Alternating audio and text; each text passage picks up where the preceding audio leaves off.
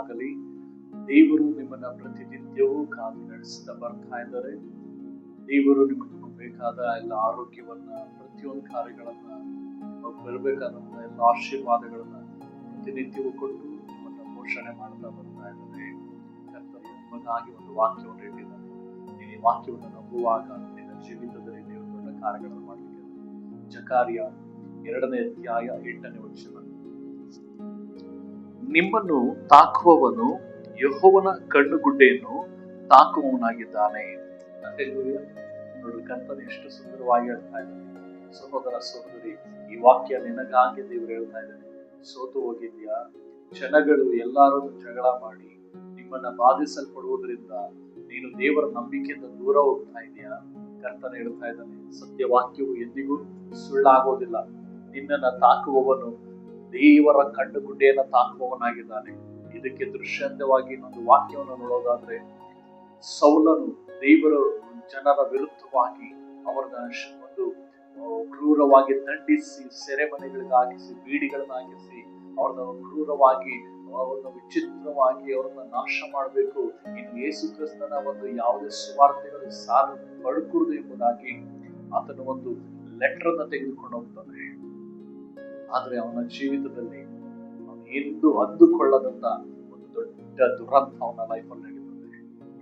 ದೇವರ ವಾಕ್ಯ 9ನೇ ಅಧ್ಯಾಯದಲ್ಲಿ 4ನೇ ವಚನದಲ್ಲಿ, ಸೌಲನೇ ಸೌಲನೇ, ನನ್ನನ್ನು ಯಾಕೆ ಹಿಂಸೆ ಪಡಿಸುತ್ತಿ ಎಂದು ಕೇಳಿದನು.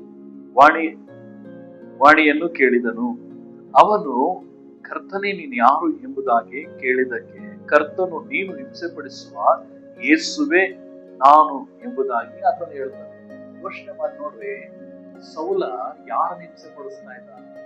ಯೇಸು ಸ್ವಾಮಿನ, ಇಲ್ಲ ಯೇಸು ಸ್ವಾಮಿ ನಂಬಿದಂತ ಜನಗಳನ್ನ? ಹಲ್ಲೆಲೂಯಾ.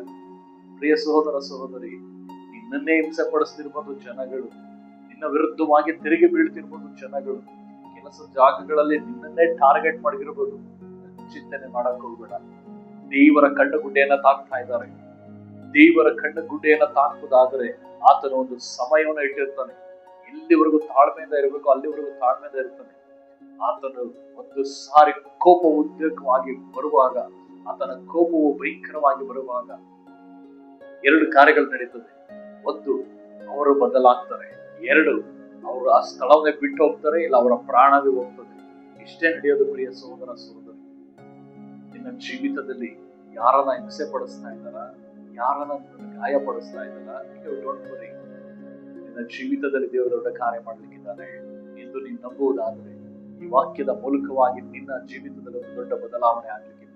ಇಲ್ಲಿವರೆಗೂ ಯಾರೇ ನಿನಗೆ ಹಿಂಸೆ ಪಡಿಸ್ತಾ ಇರೋದು ಅದು ನಿನ್ನನ್ನಲ್ಲ, ನೀನು ನಂಬಿರುವಂತ ದೇವರನ್ನ ಹಿಂಸೆ ಪಡಿಸ್ತಾ ಇದ್ದಾರೆ. ನೀನು ನಂಬಿರಂತ ದೇವರ ಕಣ್ಣು ಗುಡ್ಡೆಯನ್ನ ತಾಕ್ತಾ ಇದ್ದಾರೆ, ದೇವರನ್ನ ಗಾಯ ಪಡಿಸ್ತಾ ಇದ್ದಾರೆ. ನಿನ್ನ ಹೃದಯಕ್ಕೆ ಗಾಯ ಆಗ್ತಾ ಇದೆ ಅನ್ಕೊಂಡಿದ್ಯಾ? ದೇವರ ಹೃದಯವನ್ನ ಗಾಯ ಪಡಿಸ್ತಾ ಇದ್ದಾರೆ, ನಿನಗೆ ಹೊಡಿತಾ ಇದ್ದಾರೆ ಅನ್ಕೊಂಡಿದ್ಯಾ? ಅವರು ನಿನ್ನನ್ನಲ್ಲ, ದೇವರಿಗೆ ಹೊಡಿತಾ ಇದ್ದಾರೆ. ದೇವರನ್ನ ಹಿಂಸೆ ಪಡಿಸ್ತಿವರೇ, ಇದು ನನ್ನನ್ನಲ್ಲ ನಿನ್ನನ್ನ ಅವರು ತಾಕುತ್ತಿರುವಂತದ್ದು ಎಂಬುದಾಗಿ ನೀನು ಇವತ್ತು ಅರಕೆ ಮಾಡುವುದಾದರೆ ನಿನ್ನ ಜೀವಿತದ ದೊಡ್ಡ ಅದ್ಭುತವನ್ನು ನೀನು ಕಾಣಲಿಕ್ಕೆ. ಕಣ್ಣುಗಳ ಮುಚ್ಚಿ ಪ್ರಾರ್ಥನೆ ಮಾಡೋಣ. ಕರ್ತನೇ ಸ್ತೋತ್ರಪ್ಪ, ಇಲ್ಲಿವರೆಗೂ ರಾಜ ನನ್ನನ್ನು ಹಿಂಸೆ ಪಡಿಸುತ್ತಿದ್ದ ಜನಗಳು, ನನ್ನನ್ನು ರಾಜ ಬಾಧಿಸುತ್ತಿದ್ದ ಜನಗಳು, ಅಪ್ಪ ಅದು ನನ್ನನ್ನಲ್ಲ ನಿನ್ನನ್ನ ಎಂಬುದಾಗಿ ಇಂದು ನನಗೆ ಅರ್ಥವಾಯಿತು. ಕರ್ತನೇ ನೀನು ಕೃಪೆ ಮಾಡು ಸ್ವಾಮಿ. ದೇವರೇ, ನಿನ್ನ ಜೀವಿತದಲ್ಲಿ ರಾಜ ನಿನ್ನ ಮಹಿಮೆಯ ಕಾರ್ಯಗಳನ್ನು ಉಂಟು ಮಾಡಿದಕ್ಕಾಗಿ ಸ್ತೋತ್ರ. ದೇವರೇ, ನನ್ನನ್ನ ತಾಕುತ್ತಿರುವಂತವರು ಅದು ನಿನ್ನ ಕಣ್ಣುಗುಡ್ಡೆ ತಾಕಿದ ಹಾಗೆ ಎಂಬುದಾಗಿ ನಿನ್ನ ವಾಕ್ಯದಲ್ಲಿದೆ. ದೇವರೇ, ನಿನಗೆ ಸ್ತೋತ್ರ ಸ್ವಾಮಿ. ಇಂದು ರಾಜ ಇಲ್ಲಿಯವರೆಗೂ ನನ್ನ ನೋವು ಪಡಿಸಿದಂತ ಜನಗಳು, ನನ್ನನ್ನ ತಾಕುತ್ತಿರುವಂತವರು, ನನ್ನ ವಿರುದ್ಧವಾಗಿ ಎದ್ದುತ್ತಿರುವಂತವರು ರಾಜ, ಎಲ್ಲರೂ ರಾಜ ಅದು ನಿನ್ನ ವಿರುದ್ಧವಾಗಿ ರಾಜ ನಿನ್ನನ್ನು ಗಾಯಪಡಿಸ್ತಾ ಇದ್ದಾರೆ. ಹಿಂದೆ ಈ ಎಲ್ಲಾ ಕಾರ್ಯಗಳನ್ನ ಬಿಡುಗಡೆಯನ್ನು ಪಡಿಸು ಸ್ವಾಮಿ. ದೇವರೇ, ನನ್ನ ವಿರುದ್ಧವಾಗಿ ನನ್ನ ಕೆಲಸದ ಜಾಗಗಳಲ್ಲಿ ದೇವರೇ ಎದ್ದು ನಿಲ್ಲುವಂತ ಜನಗಳನ್ನ ರಾಜ ದೇವರೇ ನೀನು ಪ್ರತ್ಯೇಕಪಡಿಸು ಸ್ವಾಮಿ. ಆಶೀರ್ವಾದ ಉಂಟಾಗಲಿ ಕರ್ತನೆ. ದೇವರೇ, ನಿನ್ನ ಆಲಯಕ್ಕೆ ಬರುವಂತ ಜನರನ್ನ ತಡೆ ಮಾಡುತ್ತಿರುವಂತ ಜನಗಳನ್ನ ಹಿಂದೆ ನೀನು ಮುಟ್ಟಿ ಬದಲಾಯಿಸು ಸ್ವಾಮಿ. ನೀನೀಗ ಅದ್ಭುತಗಳನ್ನು ಉಂಟು ಮಾಡಿದಕ್ಕಾಗಿ ಸ್ತೋತ್ರ. ಯೇಸು ಕ್ರಿಸ್ತನ ನಾಮದಲ್ಲಿ ಪ್ರಾರ್ಥಿಸಿ ಬೇಡಿಕೊಳ್ಳುತ್ತಿದ್ದೇವೆ.